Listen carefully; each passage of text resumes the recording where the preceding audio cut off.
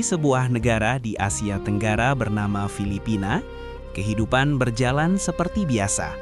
Kota-kota ramai, orang-orang bekerja, dan anak-anak terlihat bermain seperti pada umumnya. Namun, di balik kehidupan yang terlihat normal itu, ada kenyataan lain yang tidak banyak diketahui orang. Ada anak-anak yang tidak bisa menjalani masa kecilnya dengan aman. Mereka hidup dalam situasi yang sulit, bahkan berbahaya. Perdagangan anak masih menjadi masalah nyata. Ini bukan cerita lama atau sekadar isu yang dilebih-lebihkan. Kasusnya benar-benar terjadi, dan jumlahnya tidak sedikit. Banyak anak menjadi korban tanpa mereka benar-benar memahami apa yang sedang terjadi pada diri mereka. Sebagian dari mereka berasal dari keluarga yang hidup dalam keterbatasan. Ada juga yang kehilangan perlindungan karena kondisi tertentu. Dalam situasi seperti itu, mereka menjadi target yang mudah bagi pihak-pihak yang ingin memanfaatkan keadaan. Yang membuat situasi ini semakin memprihatinkan adalah cara kejahatan ini dilakukan. Tidak selalu terlihat jelas, tidak selalu terjadi di tempat yang tersembunyi. Bahkan dalam beberapa kasus, semuanya terlihat seperti hal yang biasa dari luar. Banyak orang tidak menyadari bahwa praktik ini masih berlangsung hingga sekarang. Kurangnya informasi dan perhatian membuat masalah ini seolah-olah tidak terlihat, padahal dampaknya sangat besar bagi kehidupan anak-anak yang menjadi korban. Melalui dokumenter ini, kita akan melihat lebih dalam bagaimana perdagangan anak bisa terjadi, bentuk-bentuk yang sering ditemukan, serta dampak yang ditimbulkan. Ini bukan hanya tentang angka atau data, ini tentang kehidupan nyata, tentang anak-anak yang seharusnya mendapatkan perlindungan, tetapi justru berada dalam situasi yang sebaliknya. Dan semuanya dimulai dari memahami apa sebenarnya yang dimaksud dengan perdagangan anak.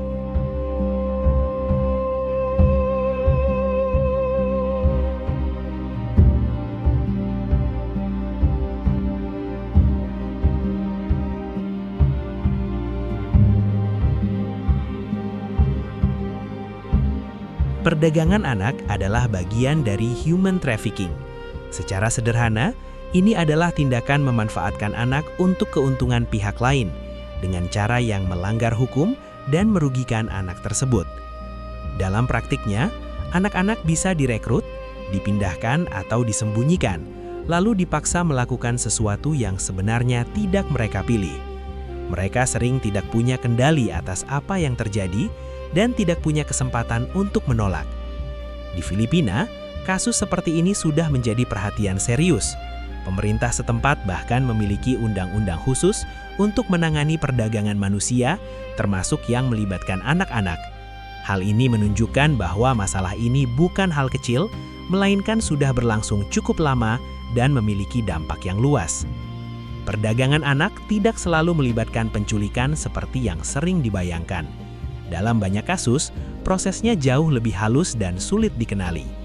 Ada anak yang diajak dengan janji pekerjaan, ada yang dibawa dengan alasan pendidikan, bahkan ada juga yang diserahkan oleh orang terdekat karena tekanan ekonomi. Pelaku biasanya memanfaatkan kepercayaan. Mereka bisa berpura-pura menjadi penolong, perekrut kerja, atau bahkan kenalan keluarga. Setelah anak berada dalam kendali mereka, situasi berubah. Anak-anak ini kemudian ditempatkan dalam kondisi yang tidak aman dan sulit untuk keluar. Hal lain yang perlu dipahami adalah bahwa perdagangan anak tidak selalu melibatkan perpindahan antar negara. Banyak kasus terjadi di dalam negeri sendiri. Anak bisa dipindahkan dari satu daerah ke daerah lain, atau bahkan tetap di tempat yang sama, tetapi berada dalam kontrol pihak yang mengeksploitasi mereka. Selain itu, perkembangan teknologi juga membuat bentuk perdagangan anak semakin berubah. Saat ini, eksploitasi bisa terjadi tanpa harus memindahkan korban secara fisik. Anak-anak bisa dimanfaatkan melalui internet yang membuat kejahatan ini semakin sulit dilacak dan dicegah. Karena itu, memahami definisi perdagangan anak sangat penting. Tanpa pemahaman yang jelas, banyak orang tidak menyadari bahwa tindakan tertentu sebenarnya sudah termasuk dalam kategori eksploitasi. Dengan mengetahui bagaimana praktik ini terjadi, kita bisa lebih mudah mengenali tanda-tandanya, dan dari situ langkah pencegahan bisa mulai dilakukan sebelum lebih banyak anak menjadi korban.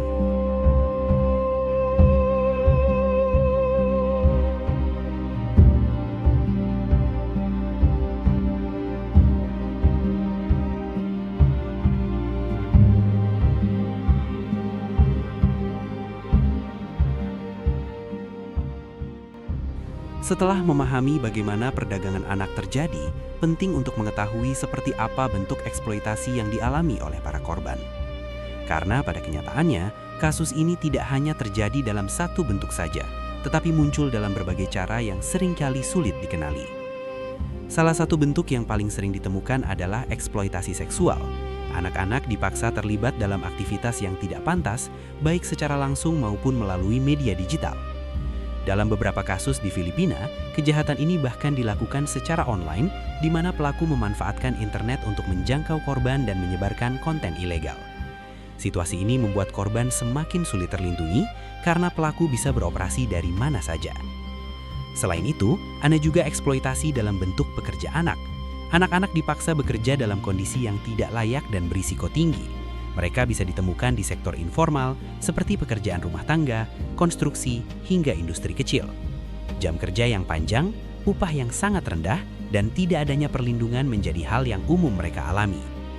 Bentuk lain yang juga terjadi adalah pemaksaan untuk mengemis atau melakukan aktivitas di jalanan. Anak-anak dimanfaatkan untuk mendapatkan simpati orang lain, lalu hasilnya diambil oleh pihak yang mengendalikan mereka. Dalam kondisi seperti ini, anak tidak hanya kehilangan kesempatan untuk sekolah, tetapi juga menghadapi risiko kekerasan di lingkungan yang tidak aman. Ada juga kasus di mana anak-anak diperdagangkan dengan kedok adopsi. Proses yang seharusnya bertujuan memberikan kehidupan yang lebih baik, justru disalahgunakan untuk kepentingan tertentu. Anak bisa dipindahkan tanpa prosedur yang jelas dan kemudian dimanfaatkan oleh pihak yang tidak bertanggung jawab. Yang perlu diperhatikan, semua bentuk ini memiliki pola yang sama. Anak kehilangan kebebasan dan haknya. Mereka tidak bisa memilih, tidak bisa menolak, dan seringkali tidak memiliki akses untuk mencari bantuan. Banyak dari kasus ini terjadi secara tersembunyi. Dari luar, situasinya bisa terlihat biasa saja. Namun di balik itu, ada tekanan, ancaman, dan kontrol yang membuat anak-anak tidak bisa keluar dari situasi tersebut. Dengan memahami berbagai bentuk eksploitasi ini, kita bisa melihat bahwa perdagangan anak bukan hanya satu jenis kejahatan, tetapi sebuah sistem yang kompleks. Setiap bentuk memiliki cara kerja yang berbeda, namun semuanya memberikan dampak serius bagi kehidupan anak yang menjadi korban. Setelah melihat berbagai bentuk eksploitasi yang terjadi, pertanyaan berikutnya adalah, mengapa kasus seperti ini terus berlangsung? Jawabannya tidak sederhana, karena ada banyak faktor yang saling berkaitan dan membuat situasi ini sulit dihentikan sepenuhnya. Salah satu penyebab utama adalah kemiskinan. Banyak keluarga di Filipina hidup dalam kondisi ekonomi yang terbatas. Dalam situasi seperti ini, kebutuhan sehari-hari menjadi prioritas utama. Ketika ada tawaran pekerjaan atau bantuan, meskipun tidak jelas, sebagian orang terpaksa mengambil resiko karena merasa tidak punya pilihan lain. Selain itu, akses pendidikan yang tidak merata juga menjadi faktor penting.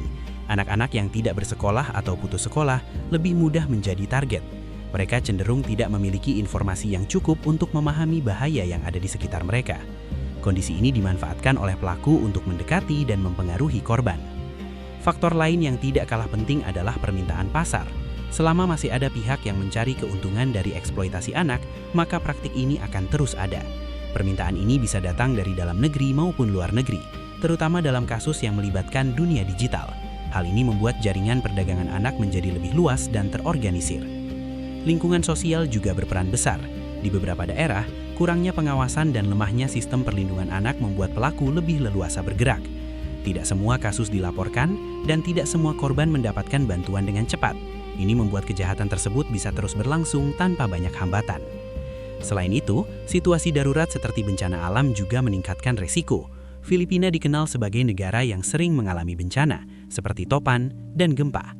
Dalam kondisi seperti ini, banyak keluarga kehilangan tempat tinggal dan sumber penghasilan. Anak-anak menjadi lebih rentan karena sistem perlindungan melemah dan pelaku memanfaatkan keadaan tersebut.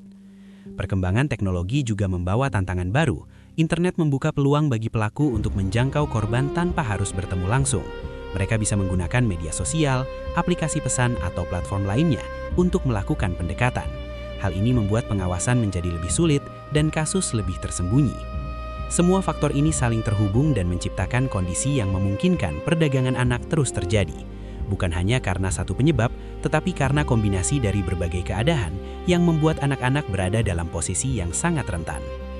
Memahami penyebabnya adalah langkah penting, karena dari sini kita bisa melihat bahwa solusi tidak bisa dilakukan secara sederhana. Dibutuhkan upaya dari berbagai pihak untuk benar-benar mengurangi resiko dan melindungi anak-anak dari situasi ini.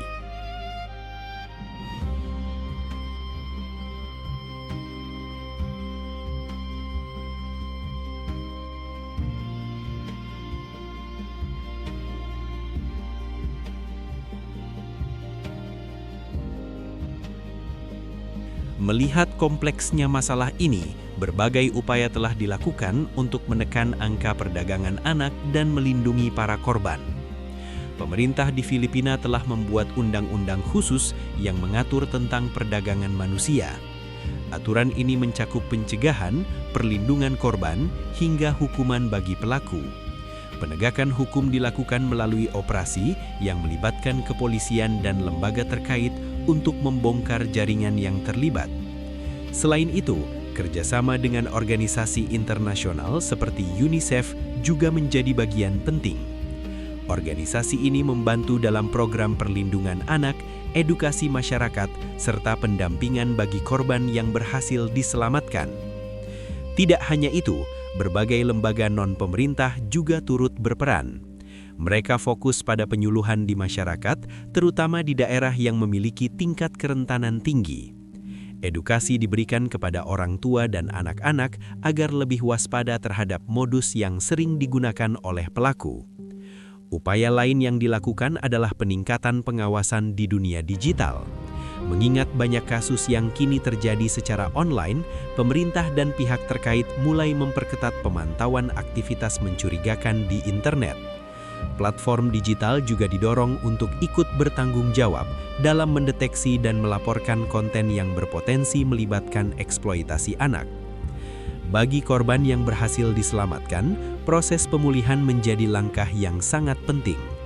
Mereka tidak hanya membutuhkan perlindungan fisik, tetapi juga dukungan psikologis. Program rehabilitasi disediakan untuk membantu anak-anak kembali menjalani kehidupan yang lebih aman, termasuk akses pendidikan dan lingkungan yang lebih stabil. Meskipun berbagai upaya sudah dilakukan, tantangan tetap ada.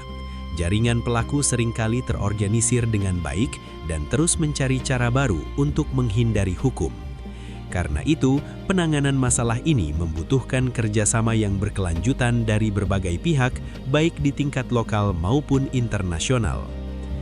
Dampak yang dialami oleh anak-anak korban perdagangan tidak berhenti saat mereka berhasil keluar dari situasi tersebut. Justru banyak dari mereka harus menghadapi konsekuensi yang berlangsung dalam jangka panjang. Secara fisik, beberapa anak mengalami kelelahan, kekurangan gizi, atau bahkan cedera akibat kondisi kerja yang tidak layak. Namun dampak yang lebih dalam seringkali terjadi pada kondisi mental mereka. Banyak korban mengalami trauma. Mereka merasa takut, cemas, dan sulit mempercayai orang lain. Pengalaman yang mereka alami membuat rasa aman menjadi sesuatu yang sulit didapatkan kembali. Dalam beberapa kasus, anak-anak juga mengalami gangguan stres yang mempengaruhi kehidupan sehari-hari. Selain itu, kehilangan akses pendidikan juga menjadi masalah besar. Anak-anak yang seharusnya berada di sekolah justru menghabiskan waktu dalam situasi eksploitasi. Akibatnya, mereka tertinggal dalam perkembangan pendidikan dan kesulitan untuk mengejar ketertinggalan tersebut setelah diselamatkan. Dampak sosial juga tidak bisa diabaikan. Beberapa korban mengalami stigma dari lingkungan sekitar. Mereka dipandang berbeda atau bahkan dijauhi, padahal mereka adalah pihak yang dirugikan. Hal ini membuat proses pemulihan menjadi semakin sulit. Dalam jangka panjang, kondisi ini dapat mempengaruhi masa depan mereka. Kesempatan untuk mendapatkan pekerjaan yang layak, membangun hubungan sosial yang sehat, dan menjalani kehidupan yang stabil menjadi lebih terbatas. Karena itu, penanganan terhadap korban tidak bisa dilakukan secara singkat. dibutuhkan pendampingan yang berkelanjutan agar mereka benar-benar bisa pulih dan kembali menjalani kehidupan yang normal. Masalah perdagangan anak bukanlah sesuatu yang bisa dianggap jauh dari kehidupan sehari-hari. Kasusnya nyata dan dampaknya sangat besar bagi masa depan generasi berikutnya. Anak-anak seharusnya mendapatkan perlindungan, pendidikan, dan lingkungan yang aman untuk tumbuh dan berkembang. Namun dalam kenyataannya, masih banyak yang berada dalam situasi yang justru sebaliknya. Kesadaran menjadi langkah awal yang penting. Dengan memahami bagaimana kejahatan ini terjadi, masyarakat bisa lebih peka terhadap tanda-tanda yang ada di sekitar mereka. Hal sederhana seperti memperhatikan perubahan perilaku anak atau situasi yang tidak wajar bisa menjadi langkah awal untuk mencegah hal yang lebih buruk. Selain itu, peran semua pihak sangat dibutuhkan. Pemerintah, organisasi, komunitas, hingga individu memiliki tanggung jawab untuk menciptakan lingkungan yang lebih aman bagi anak-anak. Melaporkan aktivitas mencurigakan dan mendukung upaya perlindungan anak adalah bagian dari kontribusi yang bisa dilakukan. Perubahan mungkin tidak terjadi secara instan, tetapi setiap langkah kecil memiliki arti. Dengan kerjasama yang konsisten, resiko terhadap anak-anak bisa dikurangi dan lebih banyak korban dapat diselamatkan. Yang terpenting, kita tidak boleh menganggap masalah ini sebagai sesuatu yang biasa, karena setiap anak memiliki hak untuk hidup dengan aman dan bermartabat. Terima kasih sudah mengikuti pembahasan ini sampai akhir. Melalui dari channel Grimora, kami berkomitmen untuk menghadirkan konten dokumenter yang membahas berbagai isu nyata yang terjadi di dunia, dengan pendekatan yang informatif dan mudah dipahami. Kami percaya bahwa informasi yang tepat bisa membantu meningkatkan kesadaran dan membuka sudut pandang baru terhadap berbagai masalah yang sering tidak terlihat. Jika kamu ingin mendapatkan lebih banyak konten seperti ini, jangan lupa untuk mendukung channel ini dengan cara subscribe, like, dan share ke orang lain. Dukungan kamu sangat berarti agar konten-konten seperti ini bisa terus dibuat dan menjangkau lebih banyak orang. Sampai jumpa di pembahasan berikutnya.